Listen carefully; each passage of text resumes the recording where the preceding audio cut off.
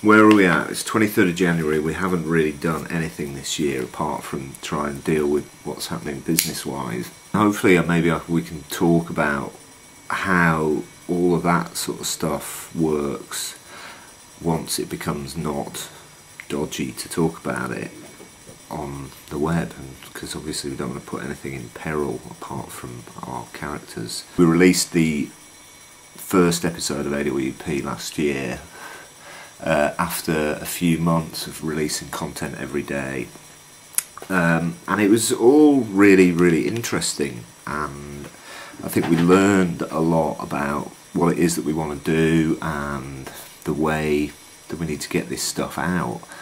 The story is ongoing, it's kind of building up more stuff around it. Our plans are fairly set on what we're going to do this year, but of course as soon as we start doing anything and putting stuff out, then plans change, and that, I suppose, that's one of the really good things about what it is that we're doing, and I quite like that, but it makes often a lot of the stuff that we talk about or blog about completely redundant within weeks of saying it's the gospel. What is going to happen next week is we have some new footage to go out, and we'll keep putting that out daily, but I feel that we're going to change the focus of what we're delivering and hopefully not make the videos secondary, but if you've been following what we're doing, obviously we've been putting out 3 clips a week and sometimes 5 clips a week of GC granular content, which is like our extra content to the it's complementary to our episodes. It fills out the characters, then we're using that footage, the short clips that have been going out very regularly, to form longer edits that frame our filmic episodes, the actual linear episodes, the filmic drama of Alexander Wilson. So we've got some more of those, and we've got some new characters written which are going to come in and start playing alongside Alex and Becky and the announcer. And then episode 2 I'm hoping will drop to Citizens early February, but I'm more concerned about getting it right, I suppose, than rushing it out, and we have had to take a bit of time off to earn some money and get our heads around where we're kind of heading with it. I think we were on the track last year, and then we did the event which nearly broke us. It nearly broke me anyway. We did the launch event in Newcastle, and it was brilliant how galvanising that was, really, in terms of getting it out in front of a real life situation with real people in the room with our actors, screening the stuff that we'd been making, and then actually filming stuff that went up to make the Christmas party story dated 2008, which we actually put out in 2009, at Christmas time in 2009. And we want to do more of that, and we've got some ideas of how that will work.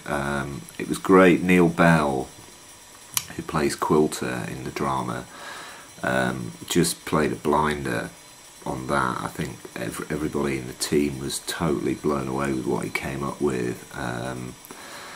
The line about the curve of the analogue screen and the intricacies of DV tape was inspired, and I don't know, maybe the next live event we'll run will be like a performance theatrical sort of piece that will be based around a media studies lecture delivered by Simon Quilter, played by Neil Bell, who people know of from Dead Man's Shoes and lots of other sort of TV work that he's done.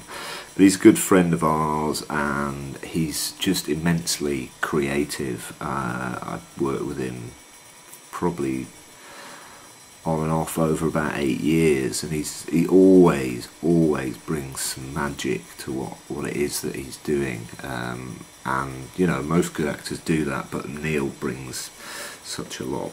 He's fabulous, lovey.